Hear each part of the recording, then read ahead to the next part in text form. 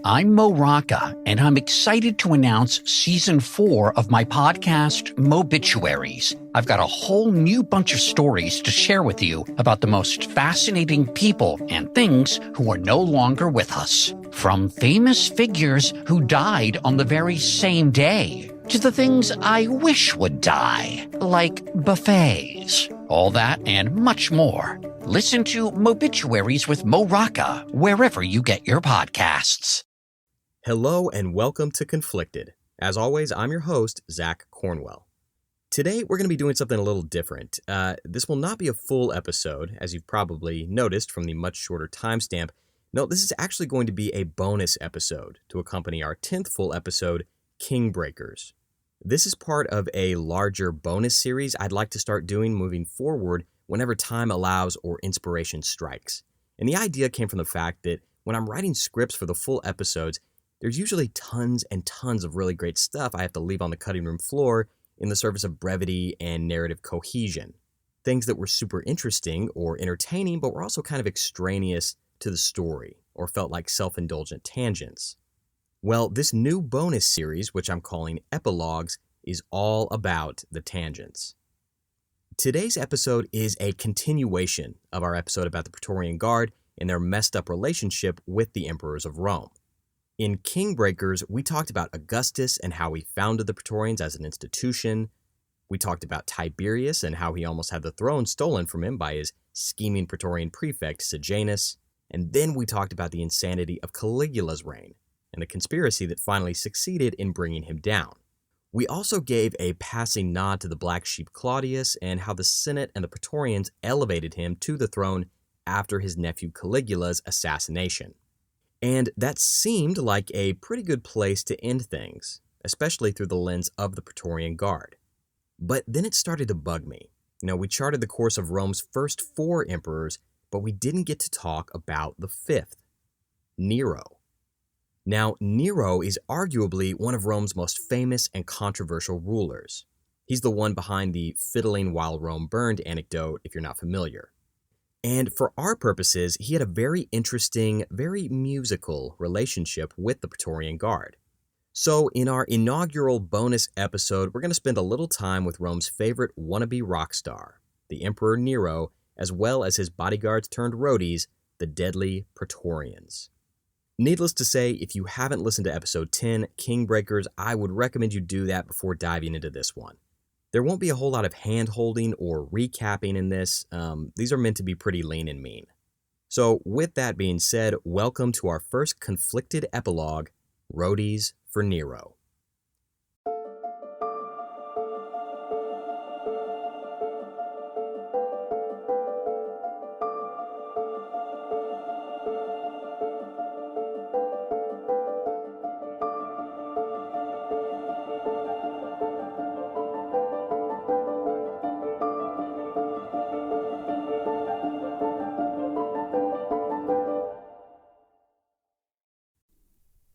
Before we get back to the show, let's take a second to pay the bills and talk about one of our sponsors, HelloFresh, America's #1 meal kit. As they say, breakfast is the most important meal of the day, and HelloFresh agrees. Right now, they are giving all subscribers free breakfast for life. That means you'll enjoy a totally free breakfast item with every single HelloFresh delivery. Now, to be perfectly honest, I am not what you'd call an early riser, bit of a night owl myself, but HelloFresh breakfast is worth waking up for. I've realized in recent years that I cannot survive on caffeine alone, so a nice bacon and cheddar egg bite with my morning coffee really hits the spot and sets me up for a productive day. It's just one more great reason to subscribe to HelloFresh. Each box is packed with farm-fresh ingredients, and everything arrives pre-portioned right to your doorstep for less hassle and less wasted food. It's super easy, I love it, and if you enjoy cooking but you want to ditch the stress of meal planning, it's pretty much the perfect solution. And as always, there is a deal that comes with this plug. Right now, go to hellofresh.com/conflictedfree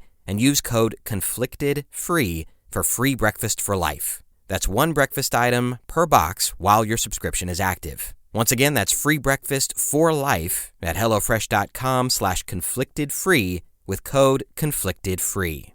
And now, let's get back to the show. Our drama begins, as most dramas do, with the opening of a curtain. While the freshly assassinated Emperor Caligula's body was lying in bloody pieces on a bathhouse floor, his uncle Claudius was playing the most high-stakes game of hide-and-seek in ancient history. Claudius was scared. He could hear the shouts and the screams, the clinking swords and the slap of sandals from his hiding spot, and he was shaking, trembling behind a curtain, trying not to make any noise, trying not to breathe. When the insane tyrant Caligula had been cut to pieces by members of his own elite bodyguard, led by the high voice and higher ideals of Cassius Correa, Claudius had seen it from a distance, from the other end of the long hallway in which the Praetorian assassins had cornered the emperor. And Claudius knew, without a doubt, that he was next.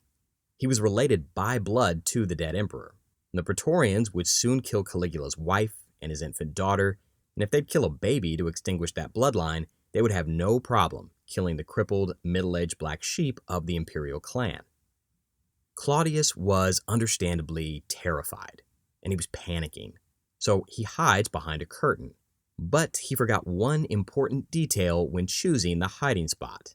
The curtain did not reach all the way to the floor. His feet were sticking out, and suddenly a Praetorian guardsman who was prowling the palace grounds yanks open the curtain.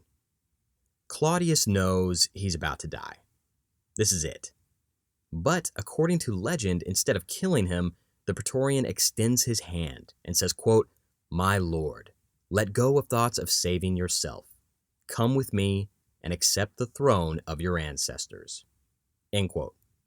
Now, that very foreshadowy bit of theater probably never happened, at least not in that way.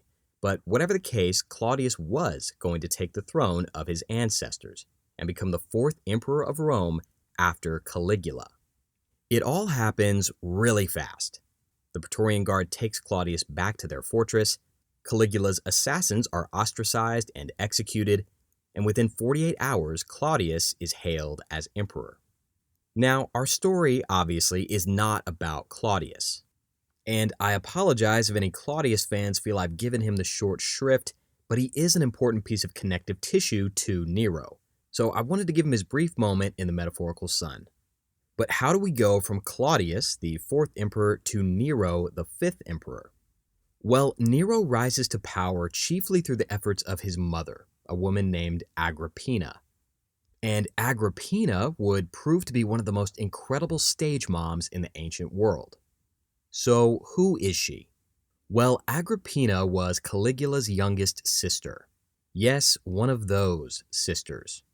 Now, you'd think that being closely related to the insane tyrant Caligula would be an automatic death sentence.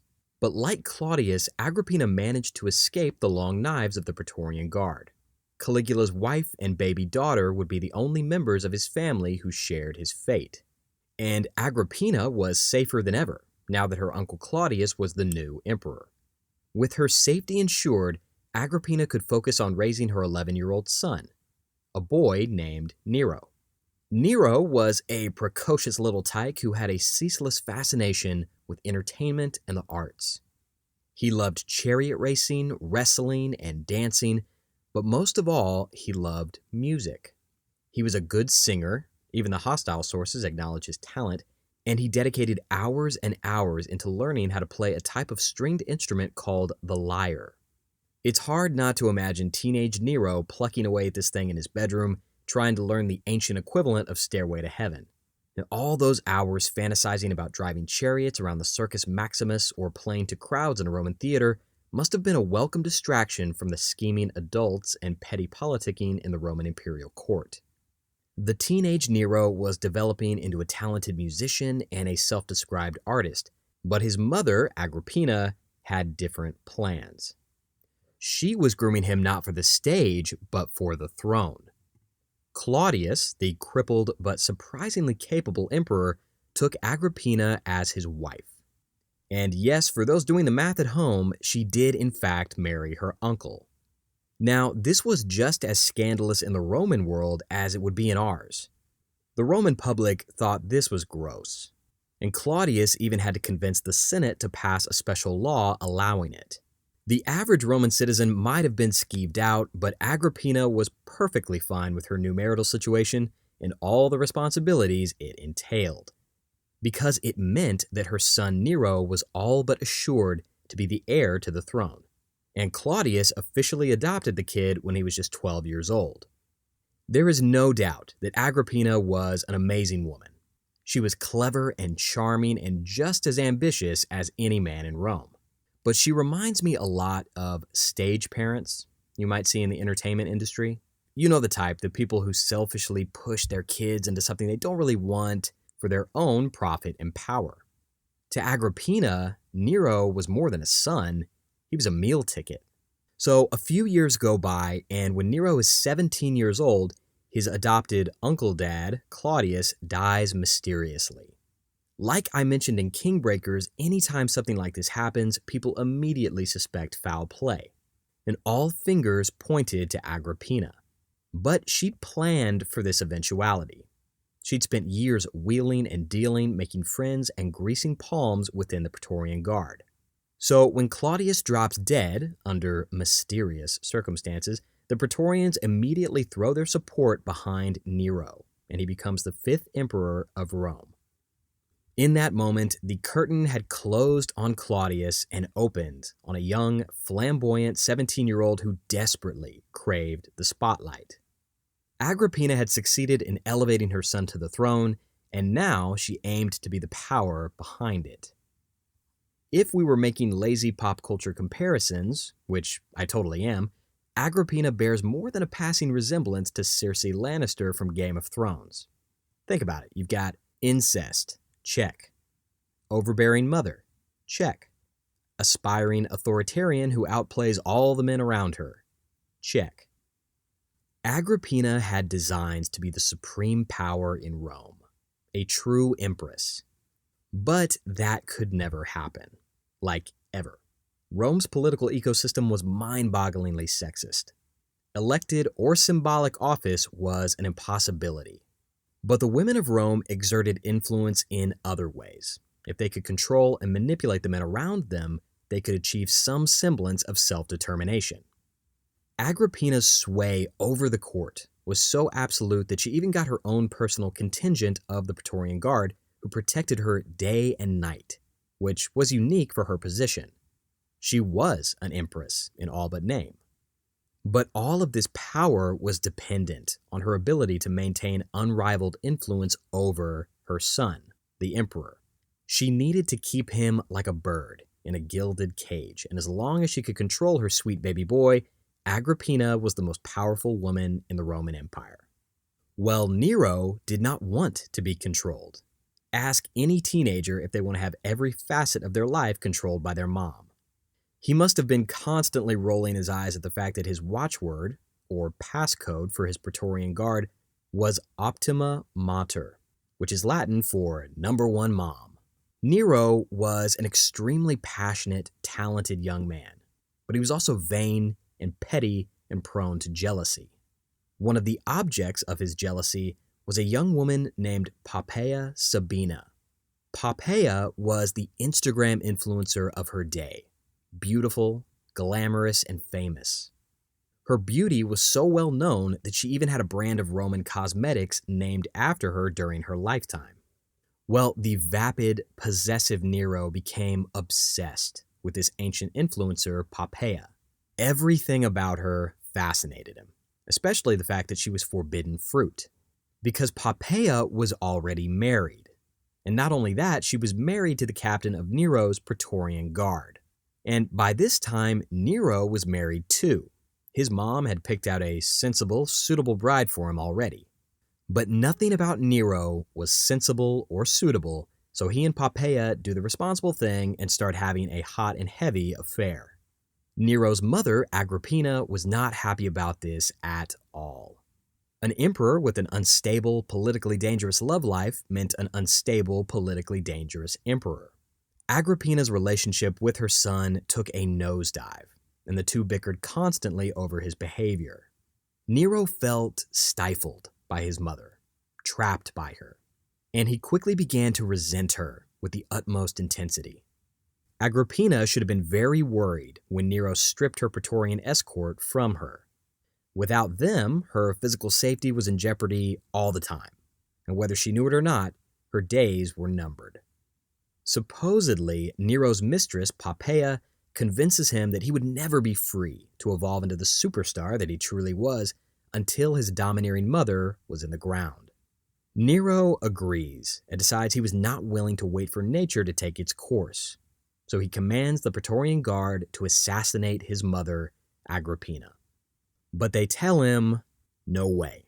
They flat out refuse. So deep was the respect for this woman that even the Praetorian Guard wouldn't touch her.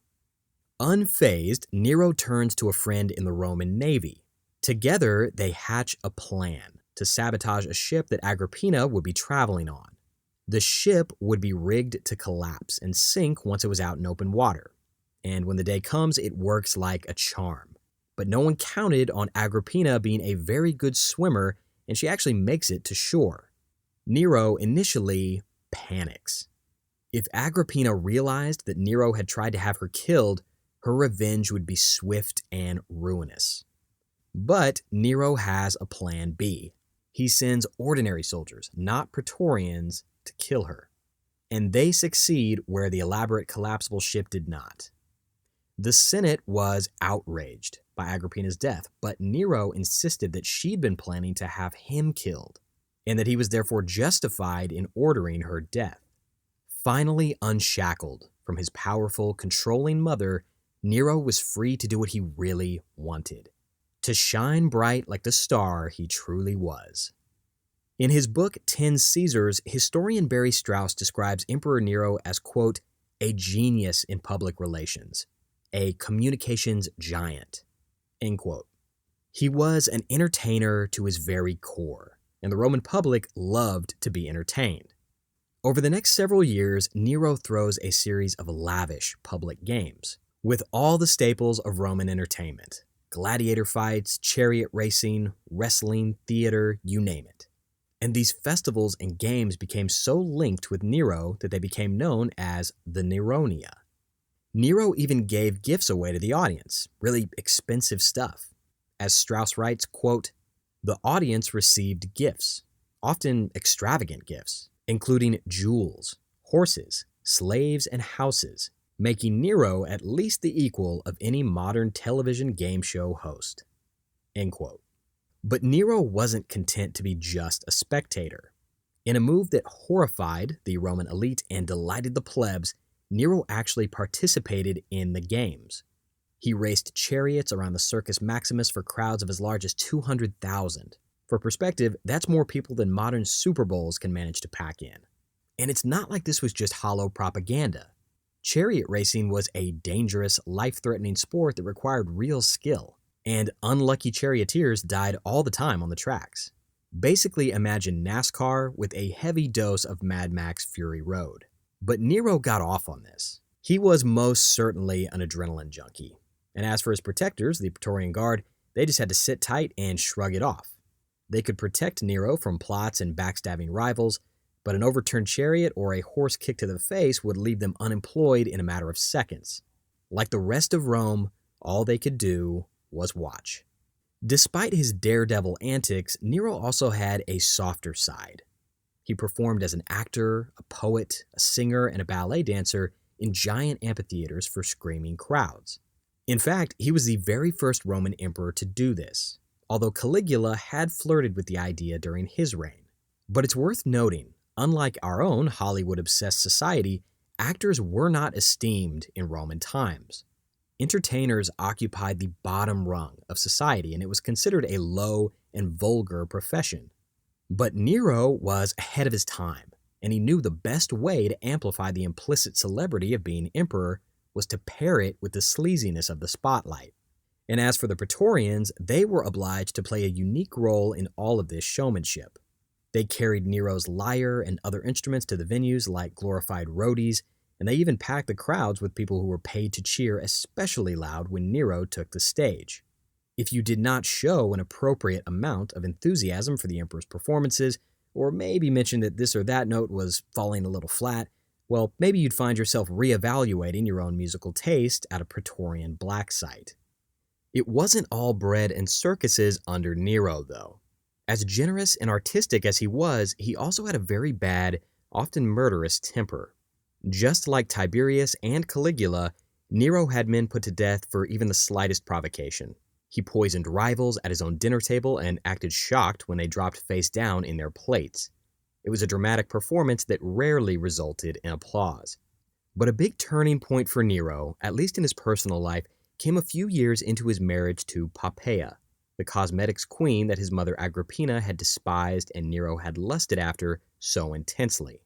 By this point, Poppaea was pregnant with Nero's child. Well, one night the two got into an argument.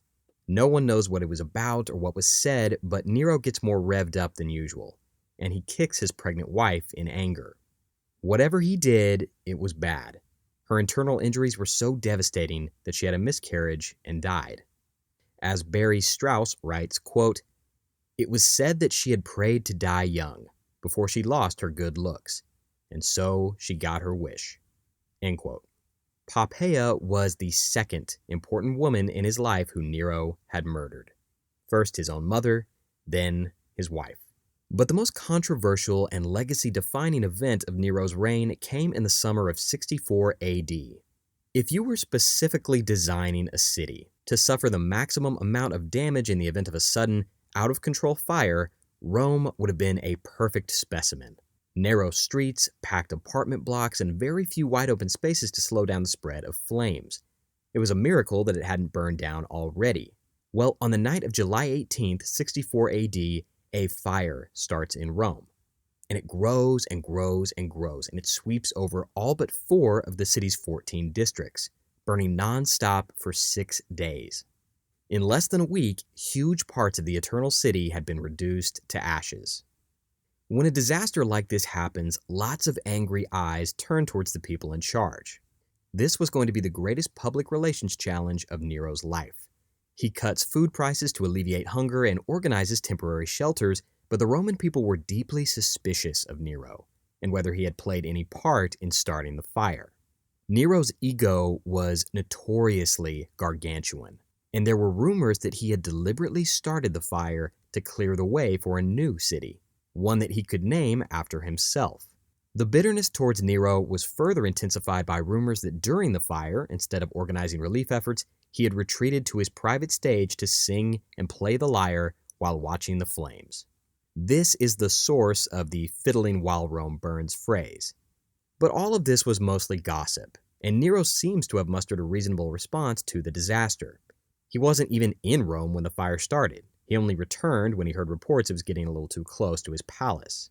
Whatever really happened, Nero's public image never recovers from this great fire of Rome. Not long after, Nero gets intelligence reports of a major plot forming against him.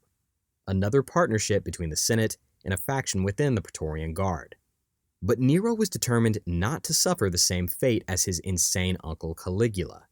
He crushes the conspiracy in the crib, and as it turned out, 41 people were implicated in the plot, senators and senior officers of the Praetorian Guard. He had the traitors tortured and executed, and when he asked one Praetorian point blank why they had tried to remove him, the man replied, quote, "No soldier was more loyal to you than I, while you deserved to be loved. I began to hate you when you became the murderer of your mother and your wife, a charioteer, an actor, and an arsonist." End quote. From that point on, things get worse and worse for Nero. Rebellions spring up all over the empire, and his power base in Rome shrinks to almost nothing. The audience had finally turned against him, and Nero the showman could not get them back on his side. In his final years, Nero really seems to have gone off the deep end, and he just completely retreats into fantasy. One of his more outrageous stunts involved a young man who Nero thought looked very similar to his dead wife Poppaea. So similar that he ordered him to start dressing like her, and then he had the young man castrated and married him in a mock ceremony. No one knew if this was a sad, brutal joke or a sign of actual insanity, but at this point, it didn't matter. Nero was done. On June 9th, AD 68, the Senate declared Nero an enemy of the state, and the Praetorian Guard abandoned him. He begged a few of them to come with him as he fled into hiding, and one just shook his head at Nero's pathetic request and asked, quote, "Is it so dreadful to die?" End quote. Nero, alone, disgraced and abandoned, fled the city. Realizing that he was out of options and that the Praetorian Guard, now controlled by the Senate, would soon be hot on his heels, he decided to commit suicide. Before he pushed a dagger into his own throat, Nero was supposed to have said, quote, "What an artist perishes in me," end quote. Nero was the fifth and final Roman emperor to be descended from Julius Caesar. After his death, the empire fell into yet another civil war, which resulted in an entirely new ruling family. But the Praetorian Guard would survive all of this upheaval. It would outlive many more emperors, good, bad, and insane, until finally confronting its own bloody climax 250 years later at the Battle of the Milvian Bridge. The Praetorians had been a massively destabilizing force since their inception, and many historians believe that their constantly shifting loyalty was a major cause in the eventual destruction of the Roman Empire. As historian Edward Gibbon wrote, the Praetorian Guard possessed, quote, "a licentious fury," making them the first symptom and cause of the decline of the Roman Empire. I'm Ken Harbaugh, host of Warriors in Their Own Words, a podcast that presents the unvarnished, unsanitized truth of what we have asked of those who defend this nation. As a country, we need these stories more than ever. Stories from Americans who have borne the battle, including 30-year-old remastered interviews with veterans from World War I recounting their time in the trenches of Europe, and with veterans from World War II, Korea, Vietnam, and from our most recent conflicts in Iraq, Afghanistan, and other battlefields Americans may never have heard of. Hear their stories by listening to Warriors in Their Own Words wherever you find podcasts. This has been a Conflicted Epilogue. Thanks for listening.